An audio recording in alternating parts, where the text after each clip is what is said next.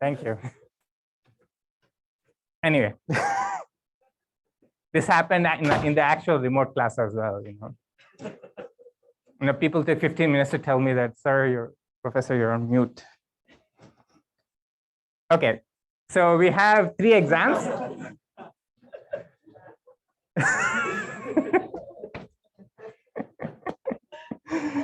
From Dean, okay. I hope it's not the associate dean, but all right. So the exams are non-cumulative. So the first exam will cover the first 8 lectures, and that's it. Exam 2 will cover lectures 9 through 14, and exam 3 is lectures 15 to 20. Okay.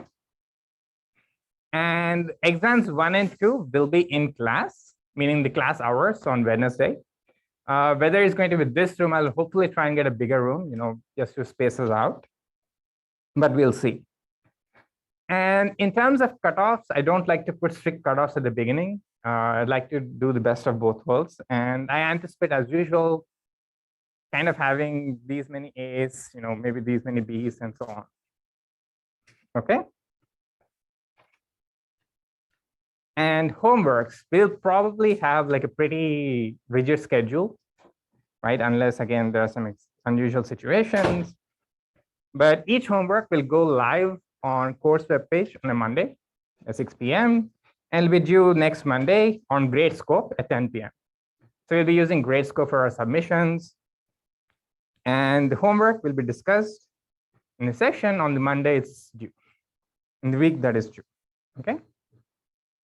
All right, let me walk through this quickly. Use office hours a lot. My office hours are Mondays and Wednesdays 2 to 3, right after the class, and they're on Zoom. Okay, my office is not big enough to have many people in. So I'll be on Zoom, and the Zoom link is on the class website. Late submissions, 0 credit, no exceptions. Okay. Well, if you think there's an emergency or something, contact me first, and then we'll try and see what happens.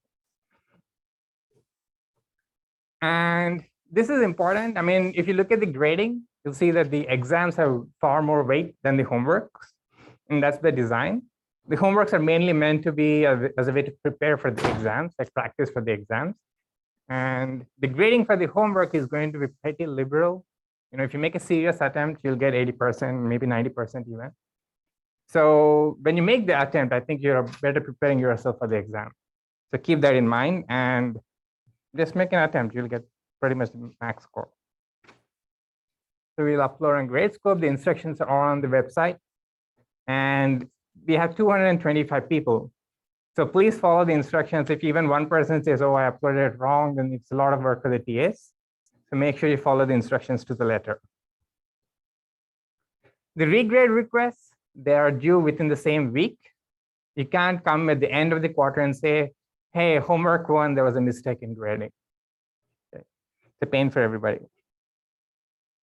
It's also important. Collaboration is encouraged. I encourage you to discuss with each other, but not in a broadcast meeting.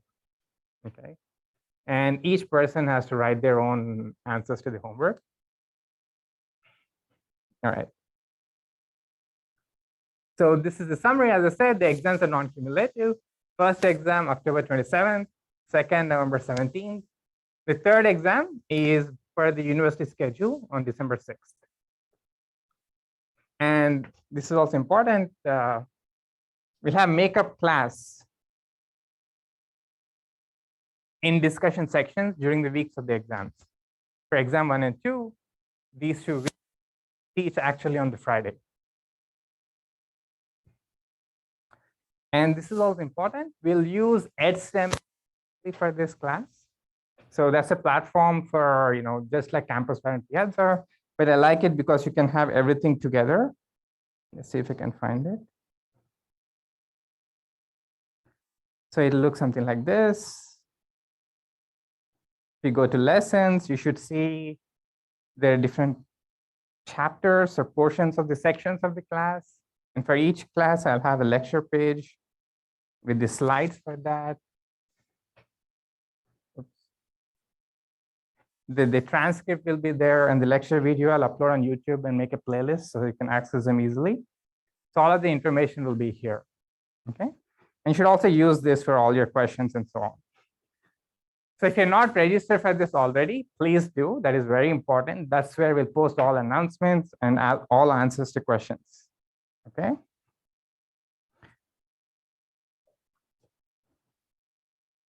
All right. And as I said, videos, recordings of the class will also be on EdSTEM. The textbook we're going to use for the class is Introduction to Theoretical Computer Science by Boaz Barak. It's available for free online, at least currently. And it is different from the usual expositions of the subject. So take a look at it. I think it's a lot of fun course.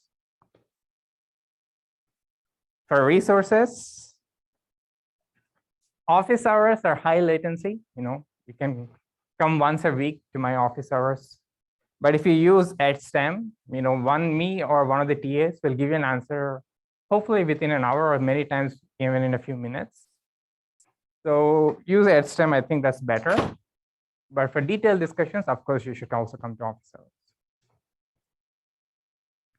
And throughout the course, every 2 weeks or so, I'll maybe ask some polls, post some forms for you to give me feedback on how to make the course better.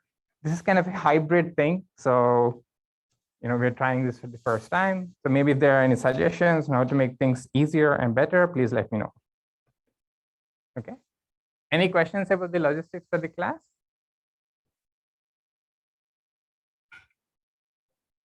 Yeah.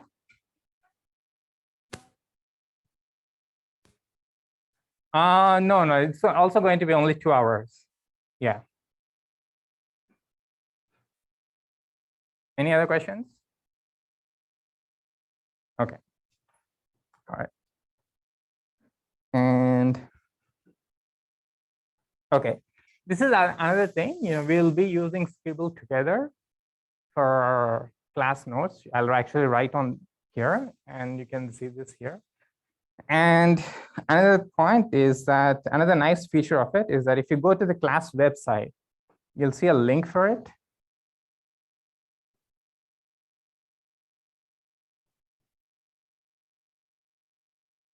Well, okay. So here, for instance, if I click here, you get to it. So you can follow this live, from wherever you are. You can scroll back and up if you want to. You can follow it live on real time. All right, and all these notes will be available at all times. I'll also upload a PDF after each lecture. Okay, so what this course is about, as I said, is trying to define what computation is. If you think about it, it's a highly non-trivial task, as we'll see, but there are some really beautiful theories that people have developed to formalize this. So this is what one of the founding people of computer science, Edgar Dijkstra, said at the beginning, beginning meaning around 50, 60 years ago. Computer science is no more about computers than astronomy is about telescopes. Okay. And as a counterpoint, Paul Graham said that theory of computation is probably as needed to understand computer science as chemistry is for painting. I strongly disagree with that, of course. As you'll see, hopefully I'll convince you about it too. And this third one is kind of one of the questions that we'll address. How do we ensure ourselves, or how do we convince ourselves that we found a good or the best possible way to solve a problem on a computer? Maybe not on this computer, the one that I'm currently using, but something that's going to be timeless, not just now, but 10 years down the line, maybe someone else comes with a new computer. Is it still going to be the best way to solve this problem? That's the main challenge that we're going to address. All right. So let's start.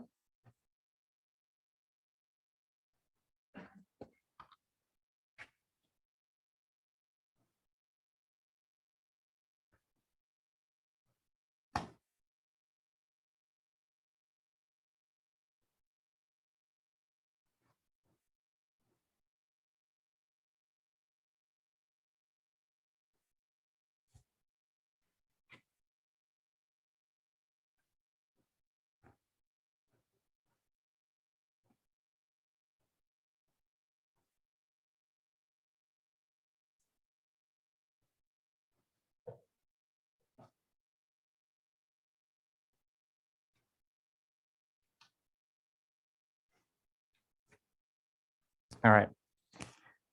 So before we start talking about computing, let's talk about the two main ingredients in computing or algorithms. Can you tell me two? I'm looking for two things specifically. I'm sure there are many other right answers, but let's see how many guesses you need to figure out the ones I have in mind. Yeah. Data, okay, that's, wow. Just strike one. So representation of objects, which is data.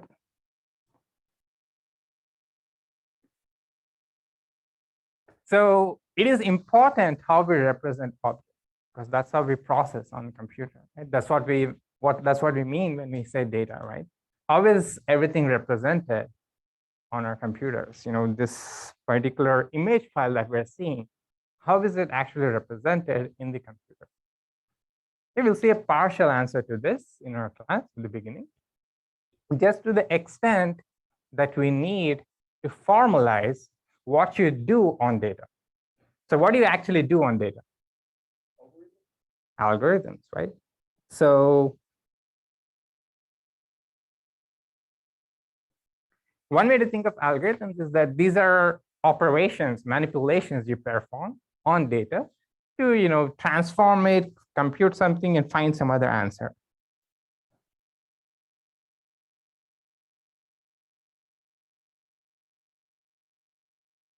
Okay.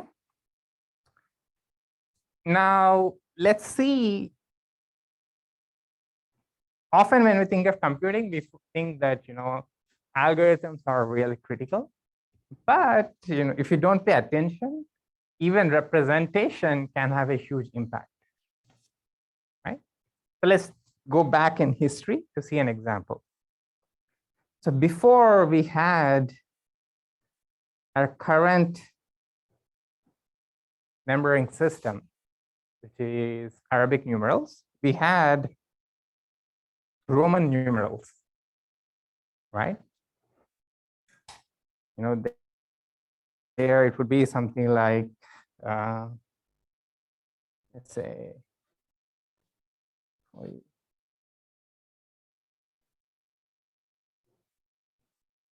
what number is this? 42, right? And in place value system, which is one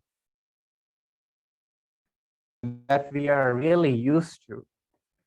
And this is almost 4,000 years old. Developed due to Babylonians, I think. This would just be number 42. Okay. So what's the difference between these two? I mean, obviously there are different ways to represent numbers, but there's a huge difference when you think a little bit more about them. Which do you think is more efficient? Decimal. How efficient? Well, let's see. What's the distance to moon? It's something like 2005. We have the answer here. These many miles. Okay. And imagine I tried to write this in Roman numeral. What do you think will happen? Basically, writing down the distance would be an entire book, right? So if you, I mean, it's okay, it's inefficient, but it also puts a bound on, you know, presumably even on thinking about computing such distances, right? If you can't even write down this distance succinctly, you know, would people have thought about, okay, can I compute the distance to moon? Can I figure it out?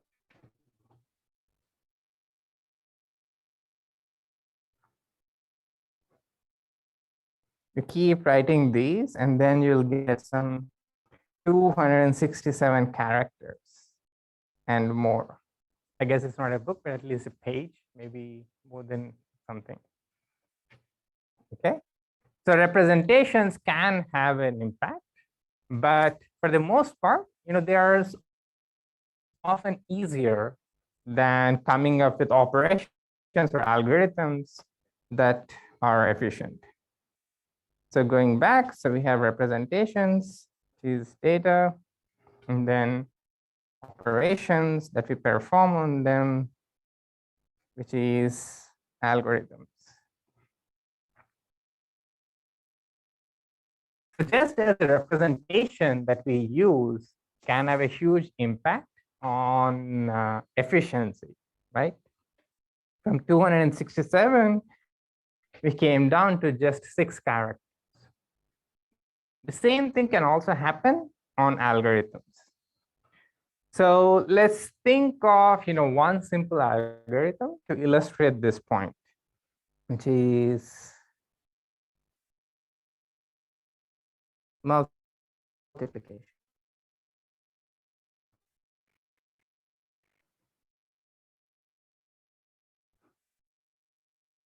And this is probably the first algorithm that you saw back in elementary school. You've been doing algorithms since then.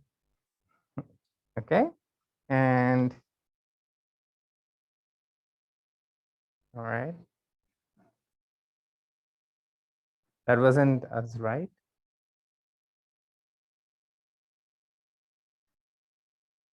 Okay. So what is the algorithm that you know for multiplication? Well, let's call it grade school multiplication. But what's a even simpler algorithm for multiplication?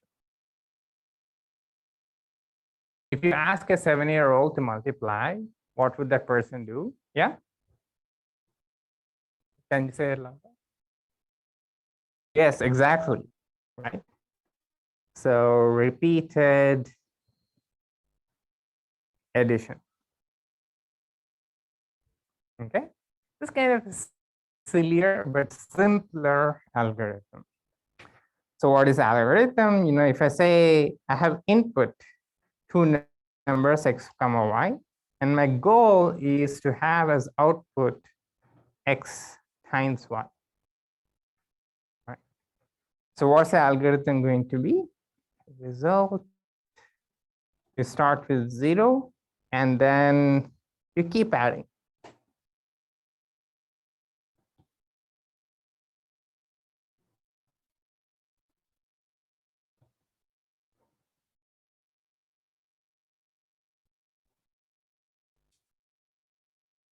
Okay. So you just keep adding the same number to 0, the required number of times, and then you get your answer.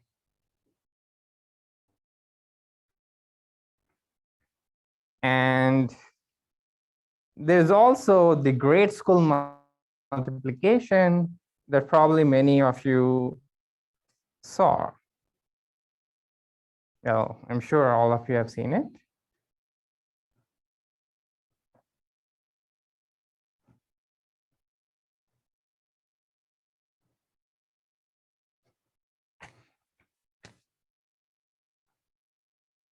So just for clarity, let me write it down. And this is already going to assume the place value system. Right? So I take my input.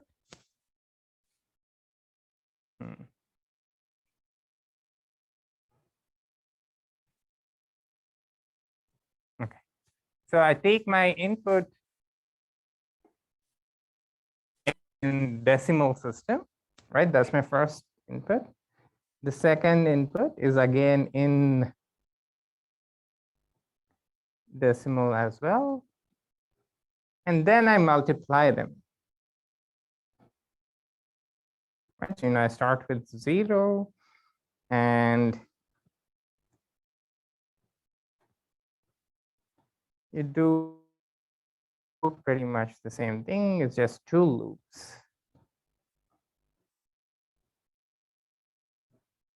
and multiply x with y0, then move one step to the left, multiply x with y1, and so on, right?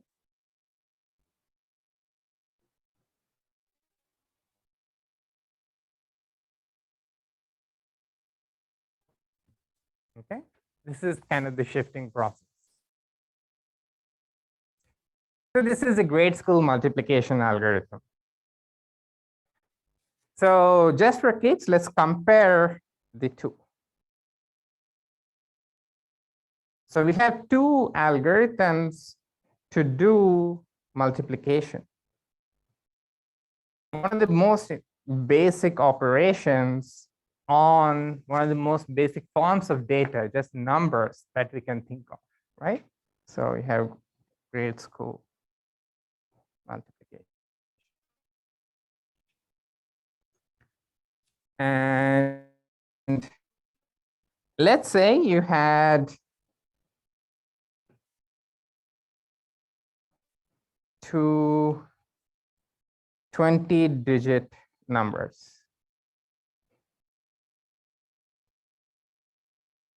If I give you two 20-digit numbers, how many operations would it take you to multiply them via repeated addition? Approximately. Any guesses? How many operations would you need to multiply two 20-digit numbers if I'm using repeated addition? Yeah? Well, that's, I think, the grade school multiplication. But if I'm using repeated addition, how many? What's that? Right. So how big is a 20-digit number? You can potentially end up doing 10 to the 20 many operations, right? I had to keep adding the number of times specified by the first number, right? So how many additions?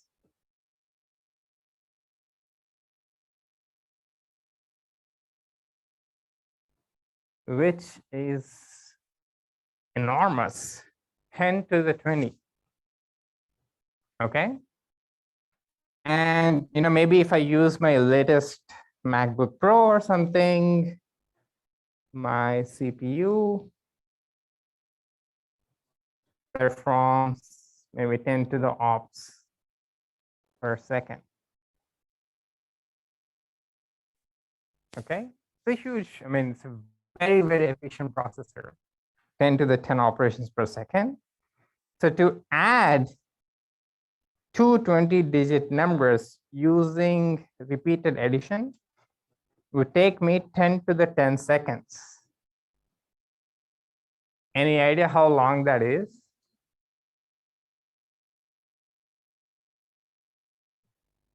Well, it might as well be 300 years. Okay.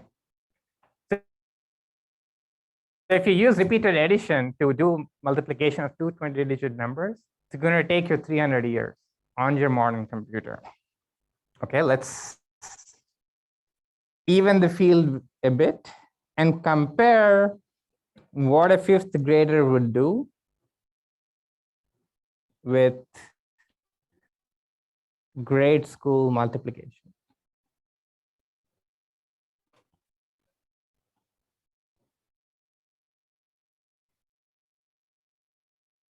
So as someone already said, if I use this algorithm, it's only 400 operations.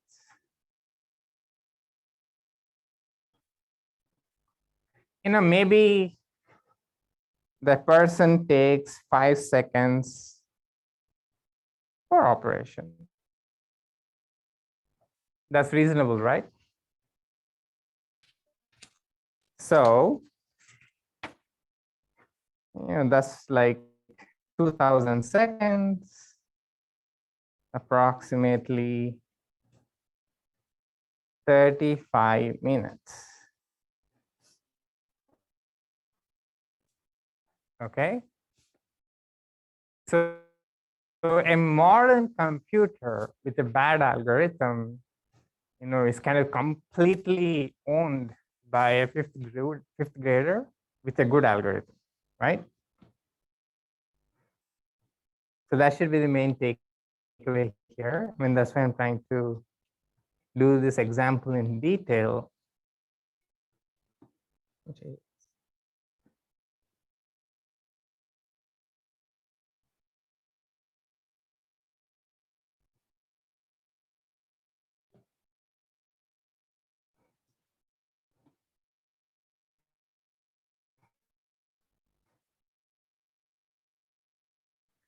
Let me say primitive computer with good algorithm. Right? And the difference is enormous. It's 35 minutes versus 300 years. And given this stark gap and the importance of multiplication, one of the most basic operations that you can think of, should ask yourself, is grade school multiplication the best we can do? What do you think?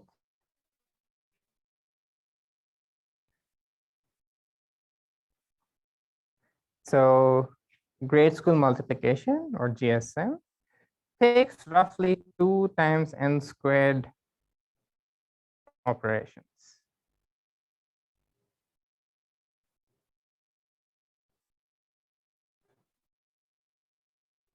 Let's make n squared.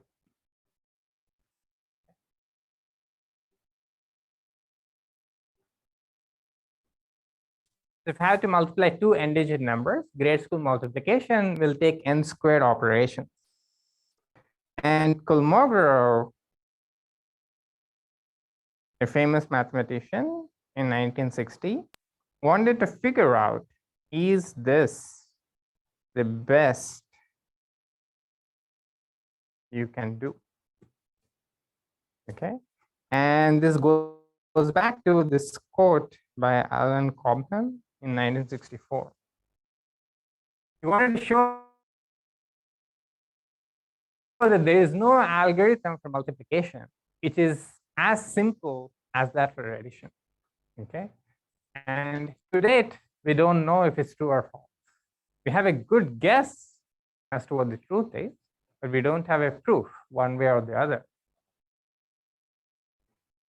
And Kolmogorov was one of the first people to formally try and prove this. And he was in a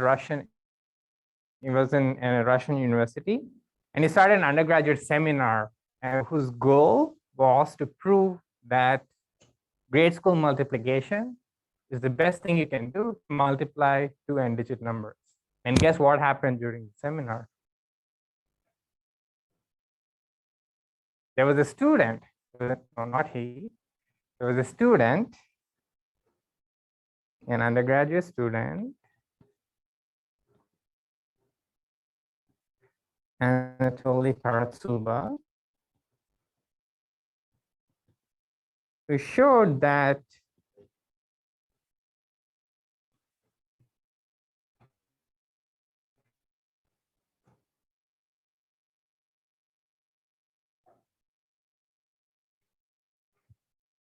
yeah, as I said, I'm connecting via Zoom today because I don't have the right connector, but next time it'll be smoother.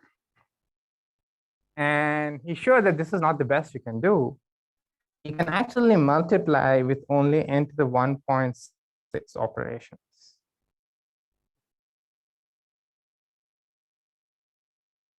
Right?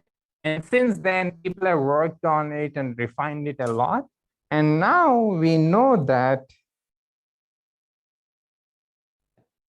we can multiply in some constant times n log n operation. So almost quadratically better than grade school multiplication. Okay. So representation can make a huge impact. The actual algorithm can make a huge impact, right? But this is only trying to understand is this the best algorithm we have? That's important. But sometimes, but even before we get there, trying to answer that question, we need to understand, can we even compute something? If I give you a task, can your computer, even if I gave it a lot of time, can it solve the problem? So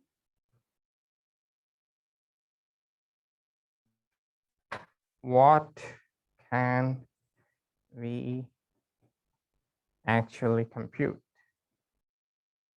And what can't? More importantly, what can't we compute? The first question is easier to answer, right?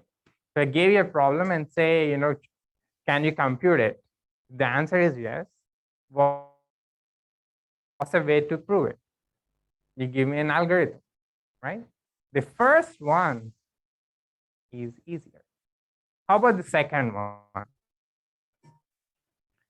How can I show, or at least even approach the question?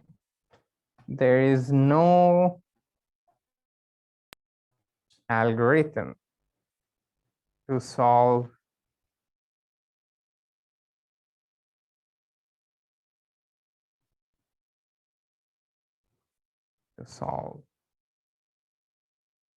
problem.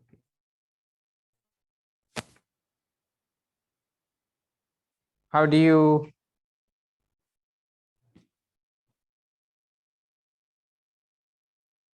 can you make such a statement?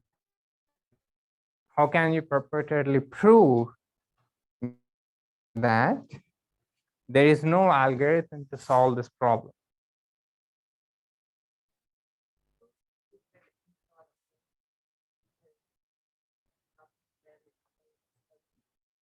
Exactly, right? So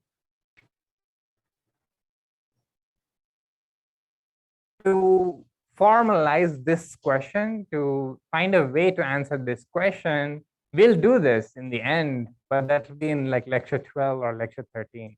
So we need all the build-up to answer this very, very important question at the heart of all sciences currently. Right? There is a computational problem, I give it to you, and you want to understand, is there an algorithm to solve this problem? If there is one, it's easy enough. You actually write down the code, the suite of code, and that shows that here's an algorithm and I solved the problem. But what if there is no algorithm? How do I actually show it? What does it mean to show it? Right? So first, we need to understand what it means rigorously to solve the problem. Okay? What would it mean to say, okay, here's a solution for the problem? If I want to do this, what do I need to do first?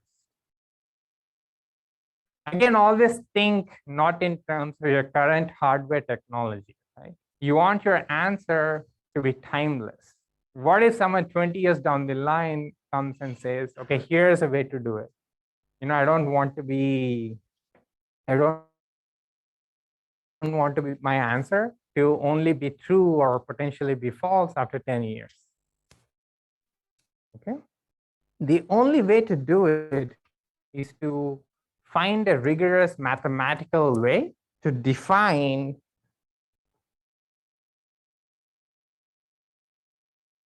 what an algorithm is.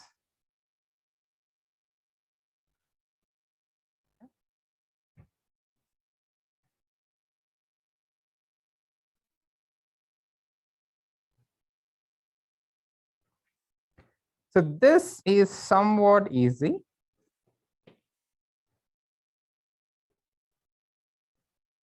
And it's somehow saying, okay, here's an input output behavior.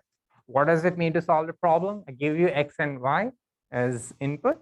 You have to tell me X times Y. Okay, that's a mathematical definition. You're trying to compute a function in some way or the other, and you can define this in various ways, maybe with not too much difficulty. But to define what an algorithm is, not based on what my current computer is or my current computer architecture is, but something that's going to be true forever and ever, that requires a lot of ingenuity, right? And fortunately for us, this has already been answered by Turing. So we will cover a very, very simple model, almost like a toy model, toy in the sense that some model of a computer that maybe a kid could play with in its simplicity, that captures all forms of computation.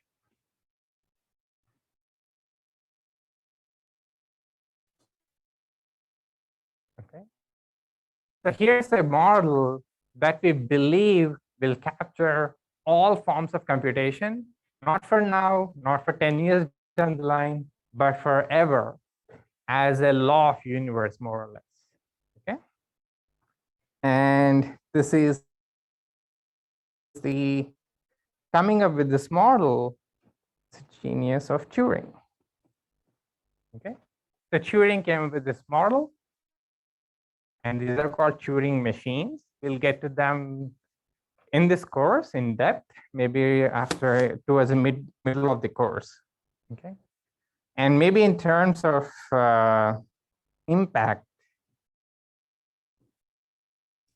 the impact of this model and this theory far beyond even what Einstein did for physics, in my view at least. Okay. Because computing, as you can see, is everywhere. And we need a unified model, a way to think about computing, right? And that's what Turing did in 1936, okay?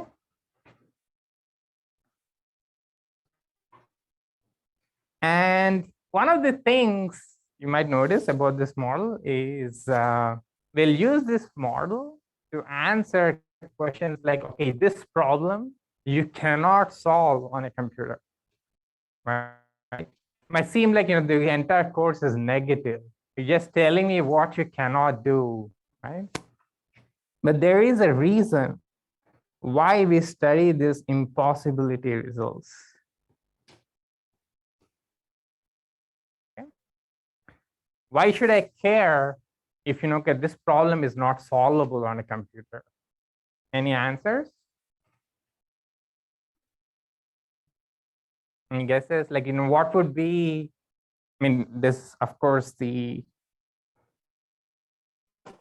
intellectual curiosity, but what could be the impact of knowing that this problem cannot be solved?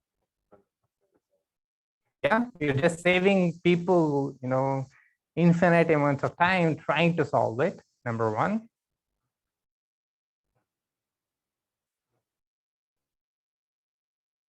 But also, you should think of this as every such result is a law of nature. You're uncovering computational laws of nature. Just again, to draw an analogy with physics. So we have, for instance, law of conservation of energy.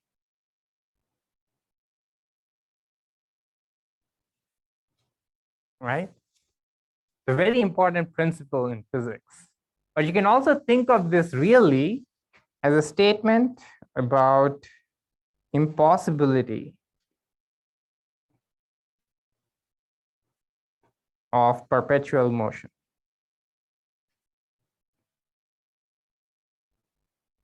Okay. So the impossibility of having a perpetual motion engine that's equivalent to the law of conservation of energy, right? So in a similar way, many of the impossibility results that we will see, you should think of as computational laws of nature. We're going to uncover what are the laws and limitations placed in this universe in terms of computation. Okay.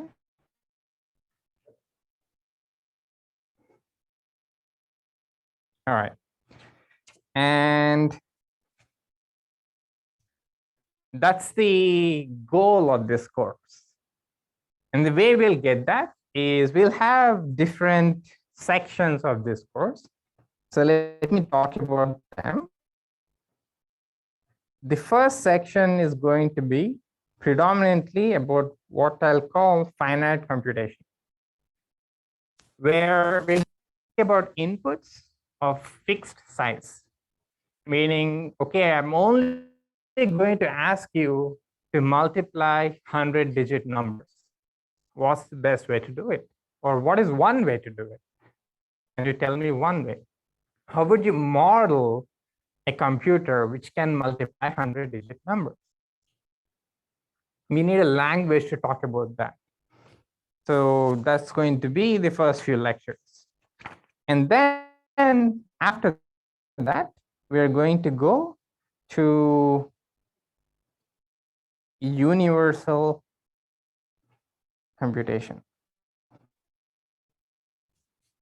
There's one which we think covers all models of computation that are possible in this universe. Okay, and that's going to be the Turing model. So the second, section of this course is going to be about that. The third one is, with this great powerful universal model comes great limitations in what we can do in reasoning about these models. Okay, so we'll kind of bring down our power a little bit and talk about restricted models, because with this great powerful model comes great limitations. And then the fourth one, I have two minds about it, and we'll see, either we'll do efficient computation or quantum computation. Okay, but we'll see, depending on how the course goes, where we are, we'll either do this or the quantum model. Okay, any questions about this? Okay, so let's take a 5-minute break, and when we come back, we'll actually start digging into the first section, finite computation. Okay.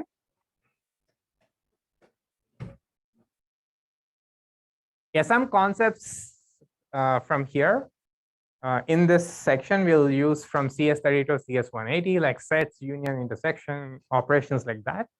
The TAs will go over them kind of in the discussion sections this week. So if you want a quick review of that, please go to them and also post some notes online. Okay. So how do computers represent objects? Okay. And one thing that is very important when you think of computational problems is that there is a difference in the specification and the implementation of the task, right? So specification is what task versus implementation.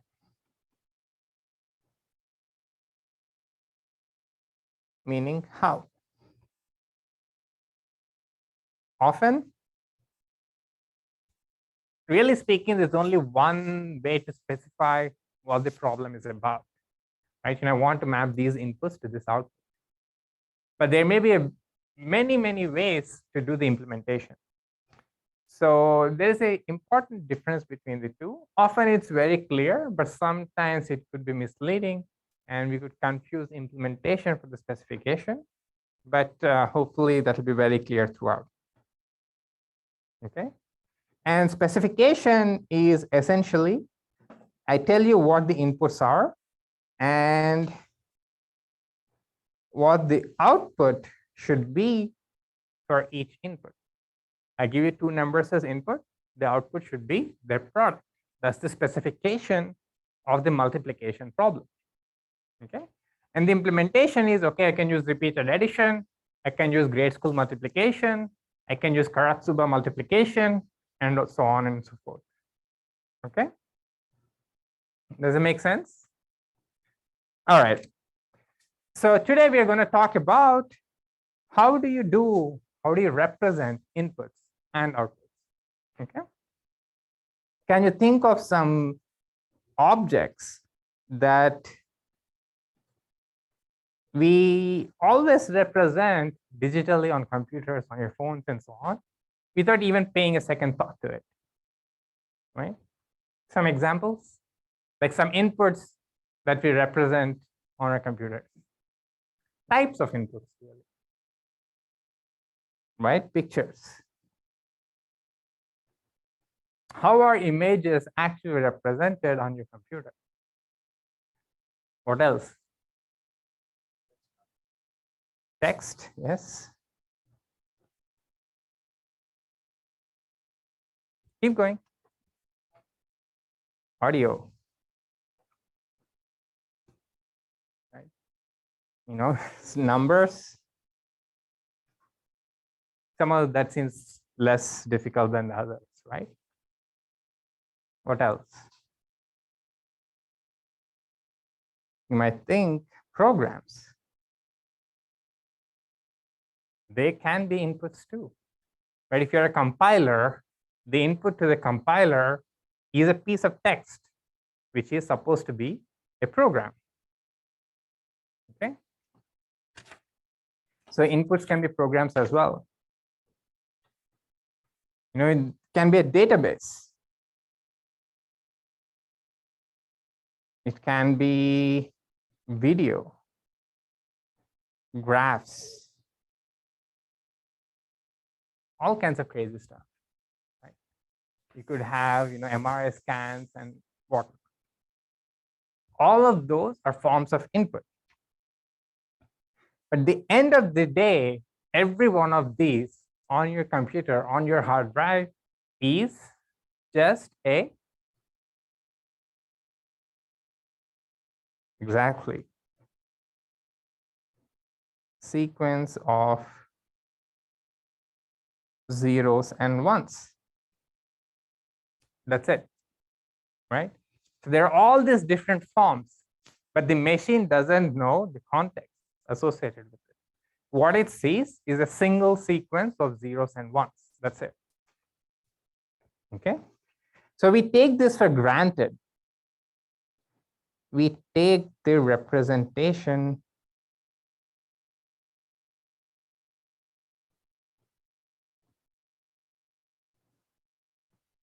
for granted. When I ask you to design an algorithm to multiply numbers, you don't try to figure out, oh, it's actually going to be a sequence of zeros and ones. How do I manipulate them? If I ask you to, like, let's say, do some object recognition in an image in an AI application or a computer vision application, you would start with the pixel values and the image data, right? Not with, okay, how is it represented? Zeros and ones, right? Because there's something inbuilt in our programming languages, in our hardware, which does this translation from the sequence of zeros and ones to what we are actually working with. Okay. But we want to understand how is this being done on your computer, right? And the nitty-gritty details are very nuanced and very varied and very important. But the most significant bit is that you can actually find simple ways to represent objects, just as sequences of zeros and ones. And that's what we're going to see now.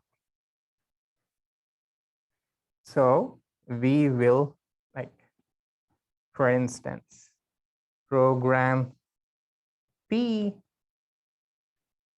takes image X as input, right? Now maybe it takes graph G as input. So there should be a way to just translate a sequence of zeros and ones as where else it might be. So we will open up this somewhat of an ugly box, but once. The high level picture is pretty clean and nice, but when you actually go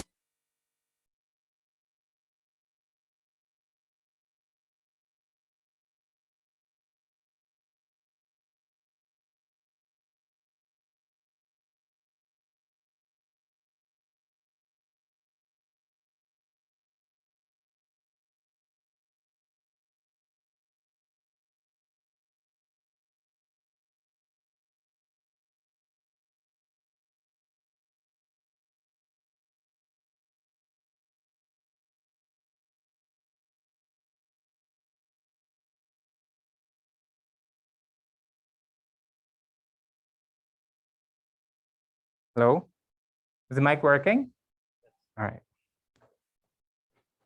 I'll stop playing with it. Okay. So the big idea, again, every time you see it, it's being done automatically, right? No one's going and coding like, you have this image. How do I find a way to store it as zeros and ones? If I'm going to store a new graph, I'm not doing the low-level programming every time, right? But how are the programming languages doing that for themselves? So it seems somewhat complicated, but the idea, the central thing, is always the same. And that's what we should understand. So what's the big idea?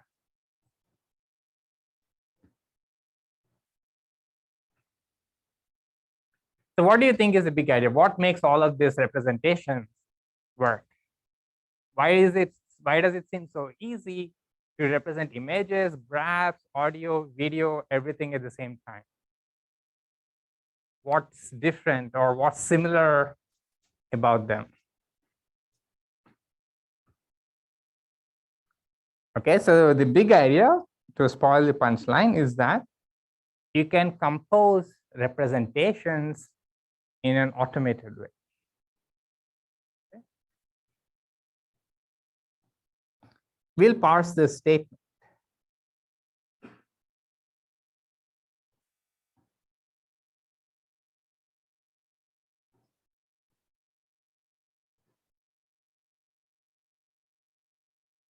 Okay, so if you have a way to represent objects of a certain type, then you can also find a way to represent sequences of objects of that type or tuples of objects of that type. So it kind of basically there's an automated way to build nested representations of nested objects. Okay, we have a way to represent a single number, then there's a way to represent sequences of numbers. There's a way to represent a single image, then there's a way to represent a sequence of images, which is basically a video, right? So if you can represent objects of type T, then we can represent lists, tuples.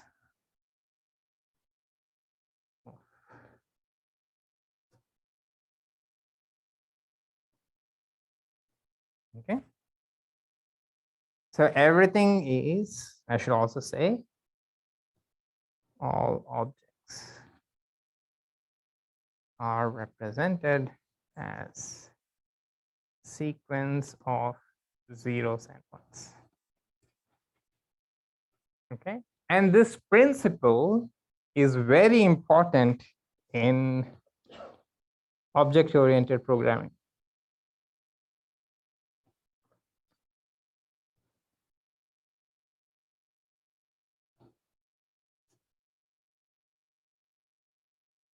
Okay, if you do programming languages at some point, to dig into how, for instance, you can define newer and newer objects using older objects, you can nest objects, and so on. This is kind of the same principle that gets used there. That once I have a way to represent one object, there is an algorithm which can find a way to represent sequences of objects. I don't have to code it up again.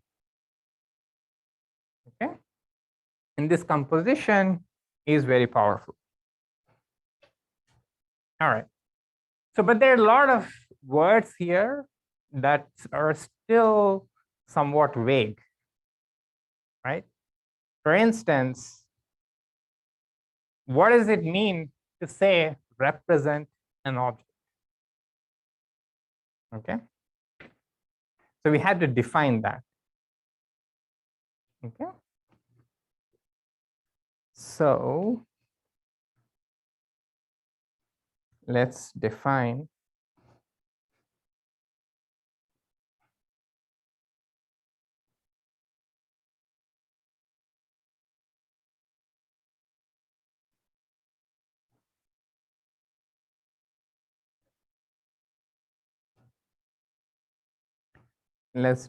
what it means to represent an object.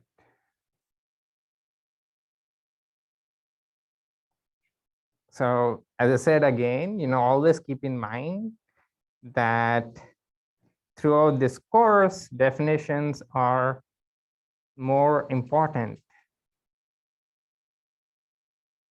than theorems or statements, rather.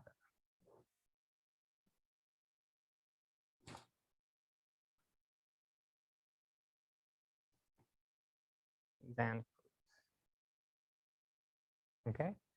So I mean, many cases, coming up with the right definitions is the goal of this course. Okay. All right.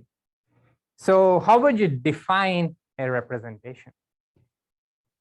Suppose I have some collection of objects. Let me just say it's data. It could be numbers, images. I want to represent it as a sequence of zeros and ones. I want to map it to zeros and ones. Okay. So a bit of notation.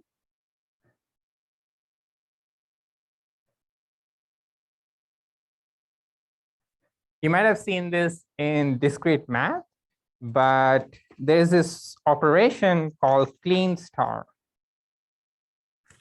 right?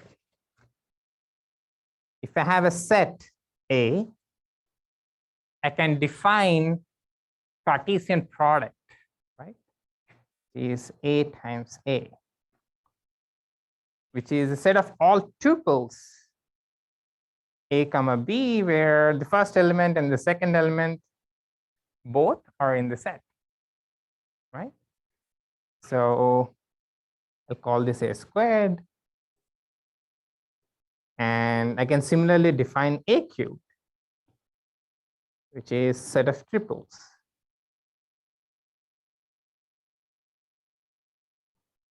Okay. And I can say A4 and A to the power 4 and so on and so forth. And then, in discrete math, probably you saw this operation, which is called the clean star.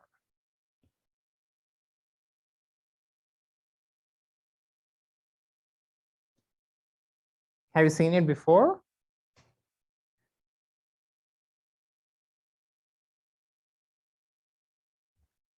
So clean star is basically the set of all possible finite sequences of elements from the set. I started with one set. And I could have the empty set or just a single element or two elements or three elements or so on. Okay. So the clean star is the set which is a union of all possible finite sequences for all I, which are natural numbers, you're going from A to the I. So intuitively, 0, 1 star, for instance, denotes the set of all finite binary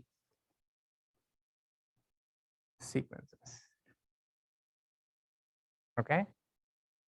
So if I take my hard drive currently, it's a single finite binary sequence.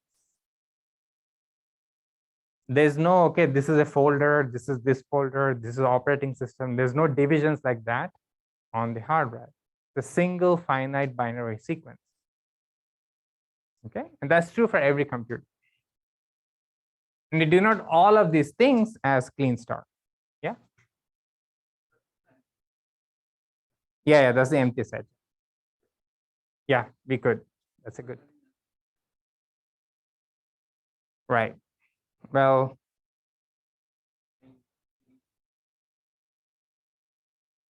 oh,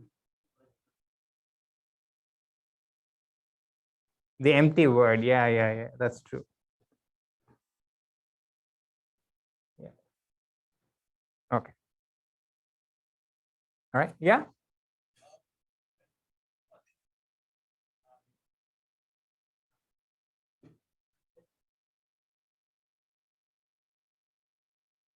Oh, yeah. Order in a set doesn't matter, right? In A, the order doesn't matter. But in A squared, the elements of A squared are ordered tuples. Okay, so what's within A squared, the order doesn't matter. But each element itself is an ordered pair. A cubed is a triple, so ordered triple. Okay. Good question. So the main thing we'll need really is this notion of 0, 1 star, which is a set of all possible 0, 1 sequences. All right. So a representation should be a mapping from your set of objects, images, graphs, whatever you have, to 0, 1 star. Maybe integers to 0, 1 star. Set of finite binary sequences. So let me say that's the letter E. What properties should E have? Or what's the most important property that E needs to have? Any suggestions?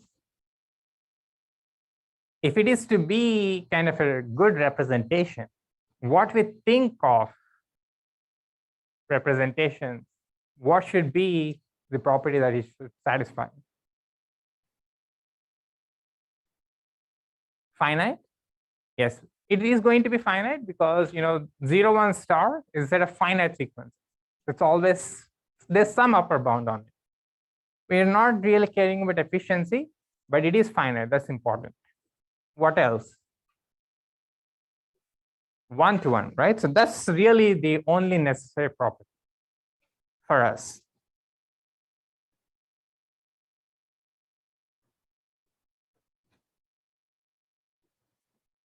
You can talk about how efficient it is, how long it is, and so on.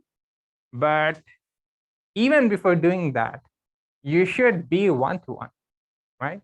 If you have two images which are being mapped to the same binary sequence, then that's not a good representation. I cannot use that as representation on my computer because both of them are going to the same sequence. Yeah.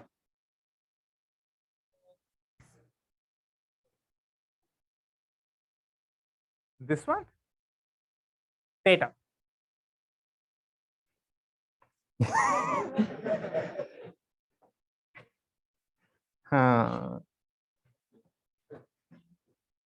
Is this more like the theta that you know? This one? Okay, I'll do my handwriting class later. Do you use LaTeX? Okay, so then you I'm typing in math basically. Okay. Anyway, so that's what we mean by representation, right?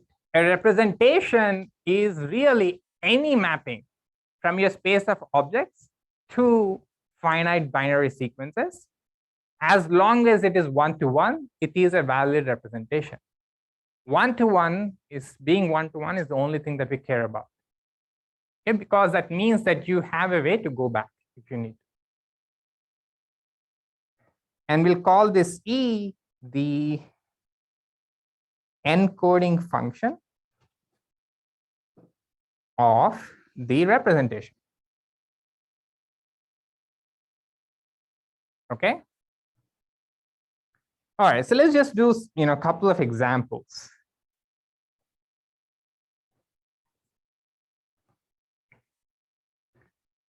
Right, so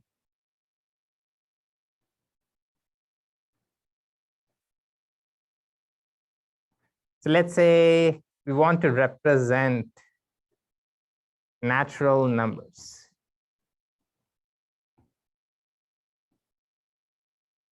Right, meaning I want a mapping E, an encoding function from the set of natural numbers to 0, 1 star or finite binary sequences. And it has to be one-to-one. Give me an example mapping.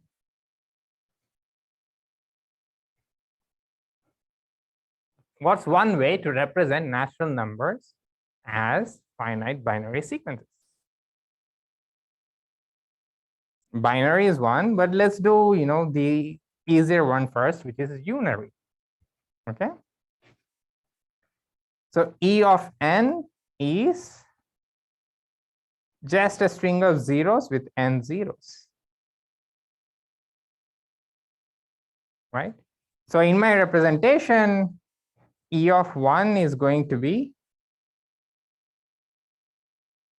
actually I should say +1. Oh,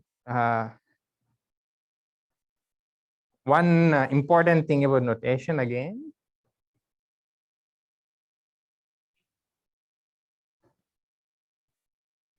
Throughout this course, we'll follow computer science notations. So that means natural numbers will include 0. Okay, so indexing will, for the most part, start from 0. If it's not clear at any point, just ask me. Okay, because we are used to that in programming, right? So I want to stick to that. So E of 0 would just be 1, 0. E of 1 would be 2 zeros. E of 2 is going to be 3 zeros, and so on. Okay, this is our encoding function. Any questions about this? This is one way to represent natural numbers. Of course, this is not very good, but if I ask you to write something like E of million, then you really have to write down a million plus 1 zeros, which I'm not going to do today. Okay. But there are other ways, other more efficient representations. The other one is binary. So E of 0 is just 0. E of 1 is 1.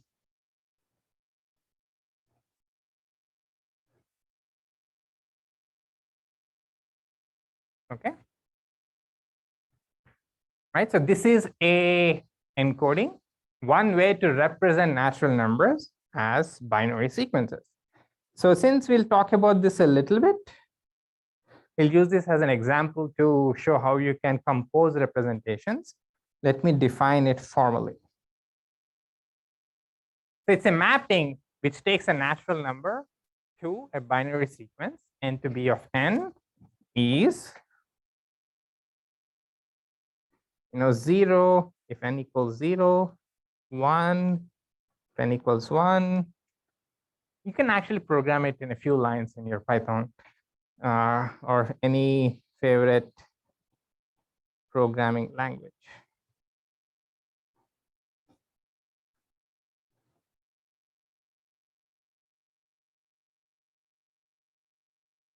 Okay. There's a simple way to define this representation, binary representation. I take the representation of n over 2 and concatenate it with 0 if n is even and 1 if it is odd. Right? That's a way to recursively define these representations. That's one way to compute it too. Okay. Any questions about this? Okay, so far it seems fairly straightforward, right? We saw how to represent natural numbers as binary sequences. And one remark is that if you have a proper representation, meaning a one-to-one mapping, they should also be, that is, you have an encoding function, they should also be a decoding function, right? If you have a way to go from natural numbers to binary sequence, given that sequence, there should be some way to get back the actual input that led to that sequence, right? So if E is a representation, there should exist a decoding function. It is any function which takes a binary sequence and outputs an object. But what property do you need your decoding function to satisfy?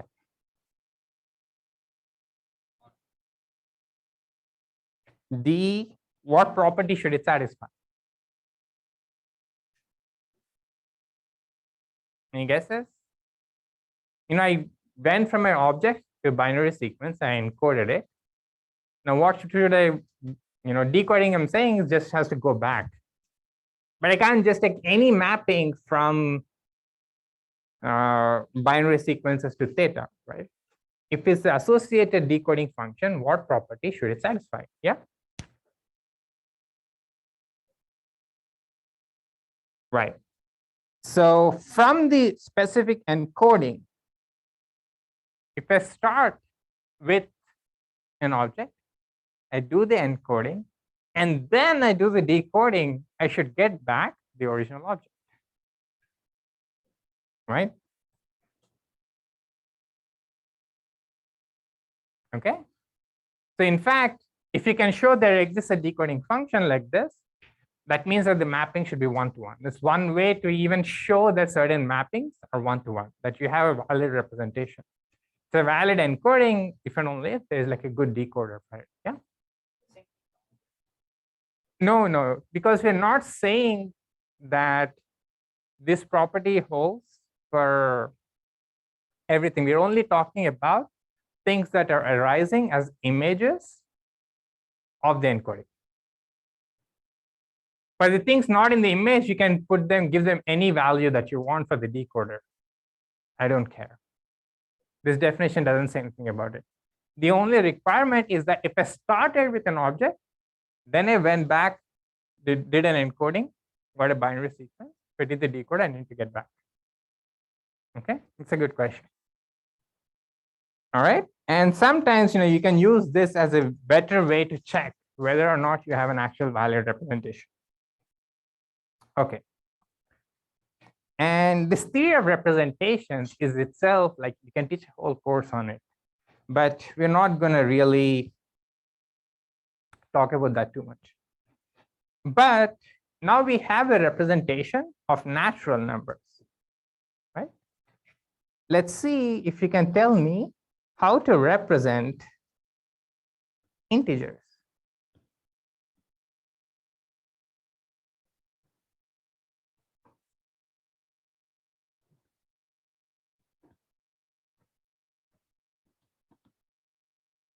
how can I represent integers as binary sequences?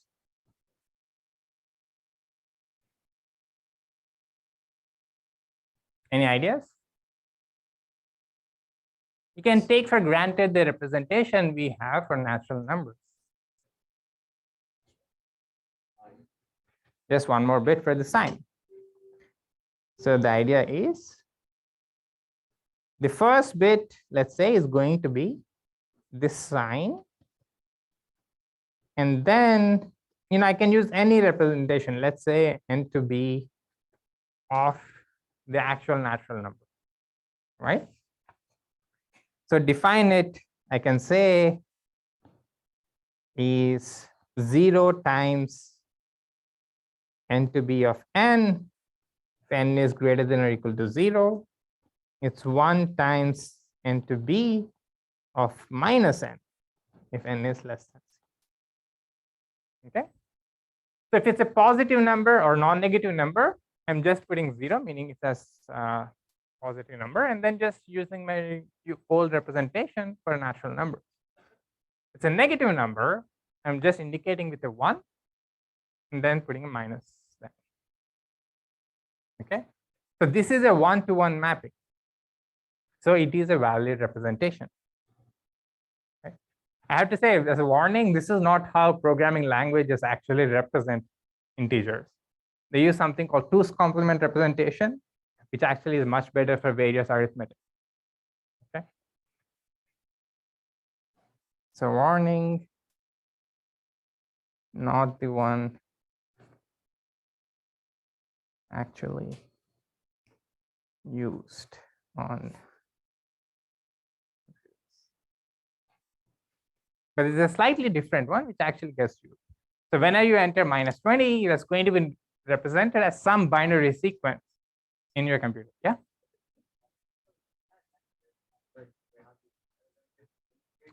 Right. I mean, nothing will work because you have the entire range of integers, right? Because everything is finite precision for us.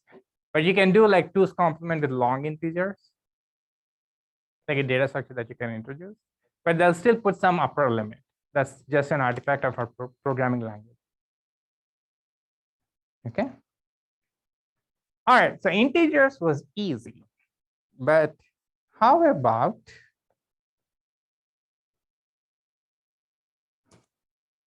rational numbers?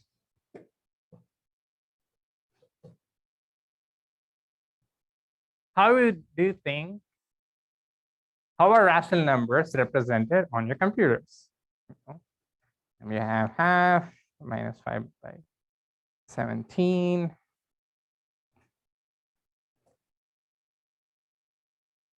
So I need a 1-to-1 map, mapping all of these things to 0, 1 star.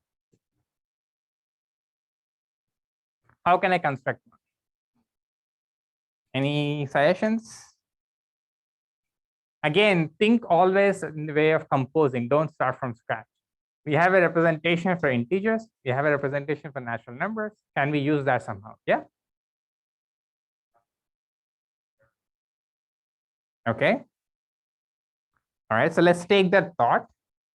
So the idea is you're going to represent it as 1, 2, or -5, 17, which is basically numerator, denominator. Okay. But this is not yet binary sequence. So how can I make it a binary sequence? Yeah. All right. So let's see. It's a very good guess so far. So the idea is map a rational number, let's say P by Q, to the encoding of numerator, encoding of denominator. Okay. So this is like a box string that we are using, right? You should think of it as like, okay, I have a library call that I can make for this, and that returns me the binary sequence. And I'm trying to compose them to get this numerator comma denominator. All right. But does this solve our problem? Is this an actual encoding, a way to represent rational numbers as a binary sequence? See many of you shaking their heads. Why not? Well, it is one-to-one, actually. I mean, you can think of it is one-to-one, right? Because these two are one-to-one.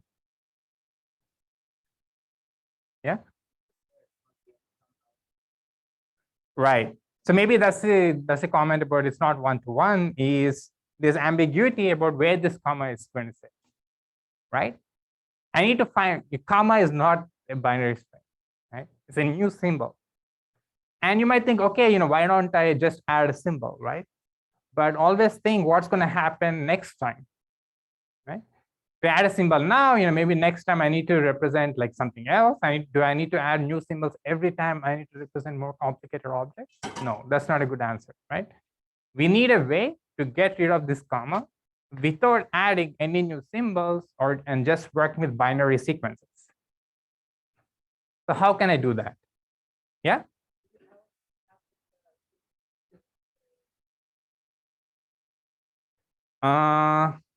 Okay, so let's see. But what if they are of different lengths?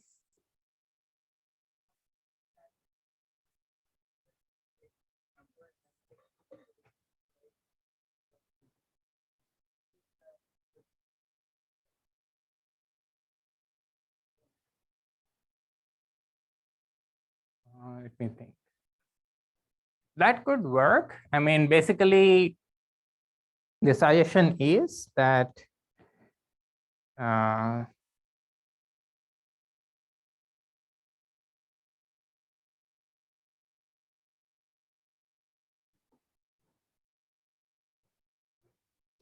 okay, you can let me say it in words maybe. Basically, first compute n to b of the numerator, n to b of the denominator, okay? And check whichever is longer, and then put zeros in front so that they're both of the same length, and then kind of stack them one after the other, okay? Then we know where the comma is going to be implicitly. You just always go to the middle point of the string, and the left half is the numerator, and the right half is the denominator, right? That's definitely going to work.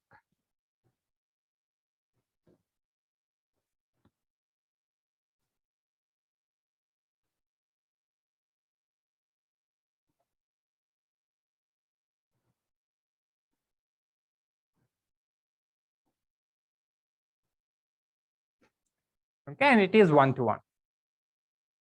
Any other suggestions? Yeah.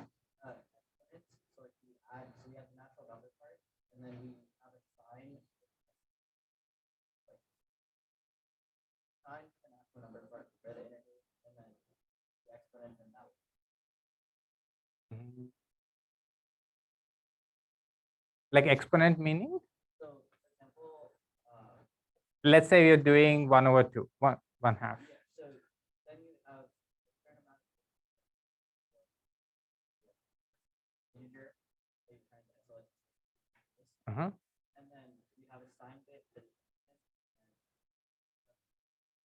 But how do you know when the sign bit is coming? And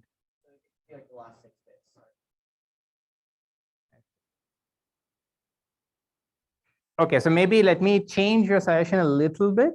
I think what you said will work, but just to make it easier, let me say how many bits you have to look ahead, right? Instead of just saying 6, you said 6, right?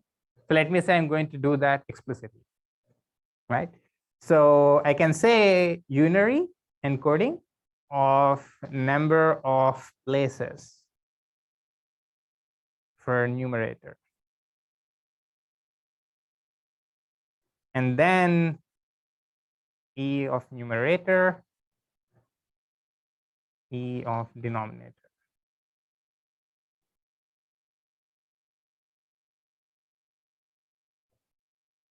Okay.